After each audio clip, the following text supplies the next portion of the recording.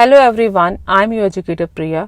So I am back with another video. तो आज की वीडियो का टॉपिक है Indian doctors to receive the unique identification numbers. APAAR और आधार कार्ड के बाद अब इंडियन गवर्नमेंट इशू करने जा रही है unique identification numbers for the doctors as well. तो अब हम जानेंगे ये सब करने की नेसेसिटी क्या पड़ी, इंडियन गवर्नमेंट ने क्यों डिसाइड किया कि हर डॉक्टर को यूनिक आइडेंटिफिकेशन नंबर दिया जाएगा। तो इस सब न्यूज के पीछे कारण जो है वो आपको मैं दिखा रही हूँ। हमारे इंडिया में एट प्रेजेंट फेक डॉक्टर्स काफ़ी सारे प्रेवलेंट हैं, चाहे हम अर्बन एरियाज़ की बात करें, रूरल एरियाज़ की बात करें। फेक डॉक्टर्स की जो नंबर है काफ़ी अलार्मिंग रेट पे इंक्रीज हो रहा है।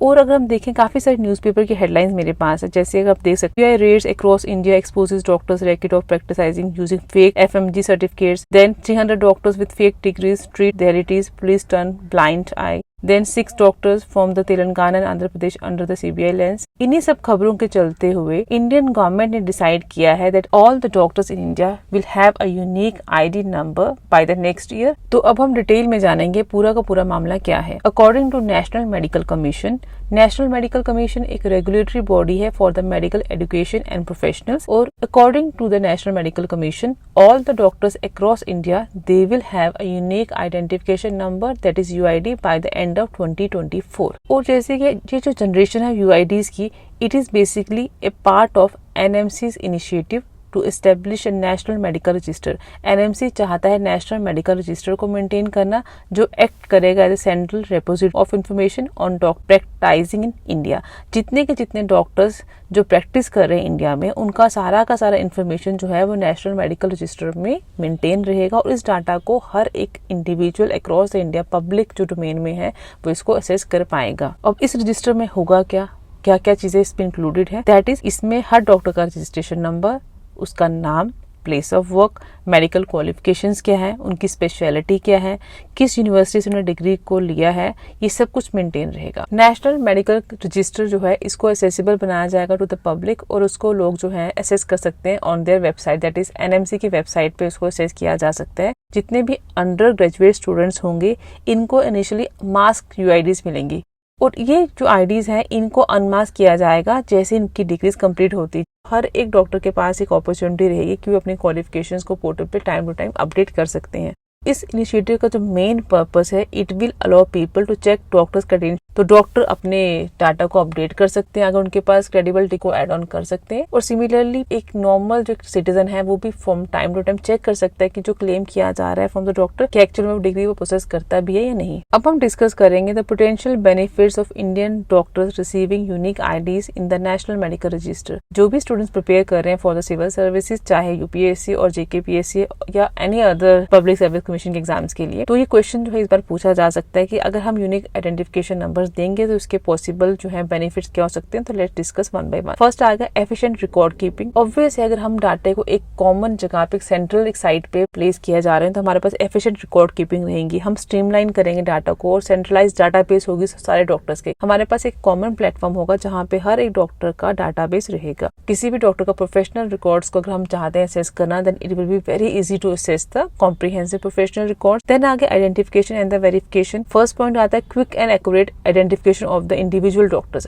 अगर कोई भी डॉक्टर, अगर आप कहीं क्लिनिक में चाहते हो, कहीं डॉक्टर का बोर्ड लगा है, you can simply put on the name on the website, और आपको क्विक और एक्यूरेट आइडेंटिफिकेशन मिल जाएगा कि डॉक्टर ने कहाँ से अपनी डिग्री क्लेम किया है, इसका नाम क्या है, इसकी प्रेजेंट पोस्ट ऑफ वर्किंग कहाँ पे, आपको सब कुछ मिल जाएगा। तो इस तरह से आप उनकी वेरिफिकेशन जितने मेडिकल क्रेडेंशियल्स की बड़े आराम से कर सकते हैं। नेक्स्ट आता है रेगुलेटरी कंप्लायंस। अगर जितने भी गवर्नमेंट है फ्रॉम टाइम टू टाइम के करते हैं, अपने कुछ ना कुछ गाइडलाइंस में चेंज करती है। अगर डॉक्टर्स को वो सब इन्फॉर्मेशन को पहुंचाना है, तो गवर्नमेंट के पास एक ऐसा प्लेटफॉर्म है जहां पे वो अपनी चीजों को डांट सकती है, अपने जितने भी guidelines from time to time issue करने हैं गवर्नमेंट को। तो इस तरह से क्या होगा, बेटर मॉनिटरिंग हो सकती है प्रोफेशनल कंडक्ट की, क्या लोग प्रॉपर से काम कर रहे हैं, नहीं कर रहे हैं, वो एथिकल गाइडलाइंस से स्टिक कर रहे हैं, नहीं कर रहे। तो गवर्नमेंट के पास एक ऐसा एक सिस्टम रहेगा जहां से वो अपनी इन्फॉर्मेशन को डिस्पोज ऑफ भी कर सकते हैं। हर एक डॉक्टर के पास भी एक पर्टिकुलर साइड है जहां से उसको हर इन्फॉर्मेशन मिलती रहेगी फ्रॉम टाइम टू टाइम कि किस स्टैंडर्ड्स पे उनको काम करना है। देन स्ट्रीमलाइन लाइसेंसिंग प्रोसेस, क्योंकि हर चीज ऑनलाइन है, हर चीज़ अपडेट हो रही है from time to time from the doctor side, तो ये फास्टर मोर एफिशिएंट लाइसेंसिंग और रिन्यूएबल प्रोसेस को इन्हांस करेगा।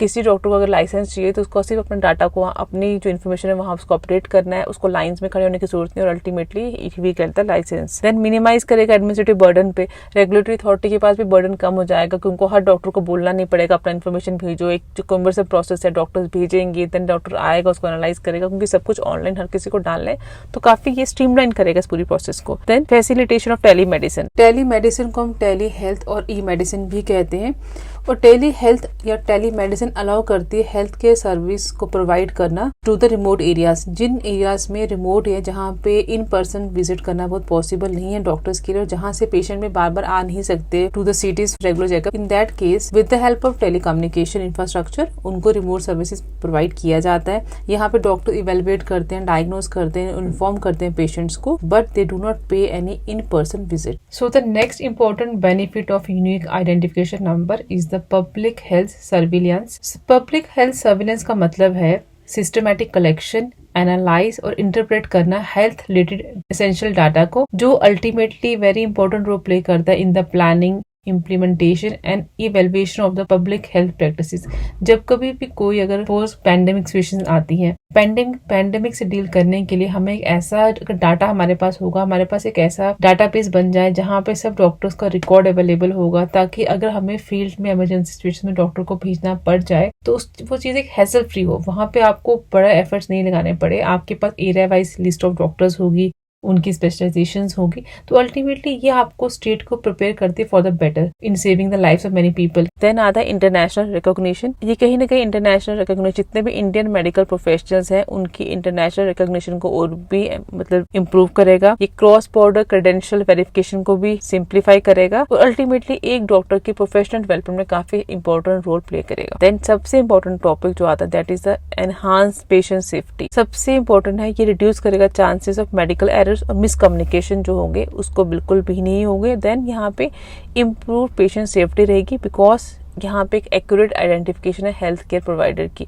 अब कोई भी फेक डॉक्टर जो होगा वो प्रैक्टिस नहीं कर पाएगा, क्योंकि अगर हर एक पर्सन के पास एसेस है कि वो उसका चेक कर सकता है वेदर ये डॉक्टर जो है ये फेक क्रेडेंशियल तो नहीं दिखा रहा है, क्या डिग्री जो बता रहा है इसने एक्चुअल में एक्वायर की भी है या नहीं। एक और चीज जो है गवर्नमेंट ने क्लियर किया है कि जो डॉक्टर्स ऑलरेडी रजिस्टर्ड है इंडियन मेडिकल रजिस्टर में, उन्हें रजिस्टर करने की दोबारा से जरूरत नहीं है एनएमआर में। और एक और डेवलपमेंट जो भी रिसेंटली हुई है, जिसमें नेशनल मेडिकल कमीशन ने साइन किया है MOU with the quality council of India. Quality council of India हम एक ऑर्गेनाइजेशन है जो क्या करती है, असेस करती है और रेट करती है मेडिकल इंस्टीट्यूशन, जितने भी मेडिकल इंस्टीट्यूशन हमारे अक्रॉस द कंट्री, इन सब की रेटिंग कौन करता है, क्वालिटी काउंसिल ऑफ इंडिया। तो NM रिसेंटली MOU साइन किया है विद द QIC। अभी तक क्या होता था, जो हमारा क्वालिटी काउंसिल ऑफ इंडिया है ये रेट करते हैं मेडिकल इंस्टीट्यूट, सिर्फ गवर्नमेंट है, ओनली गवर्नमेंट बेस्ड इंस्टीट्यूशन थी उन्हीं की रैंकिंग होती थी। But for academic session 2024 to 25 जो है अब government as well as the private medical college जो होंगे इनको भी इवेलुएट किया जाएगा और इनकी भी रेटिंग होगी। तो आई होप ये टॉपिक हमने काफी अच्छे से डिस्कस किया और आप सब लोगों को समझ आ गया होगा। तो अगर ये टॉपिक अच्छा लगे then do subscribe to the channel and keep watching the video. तो थैंक यू और मिलते हैं कल आपसे एक नई वीडियो के साथ।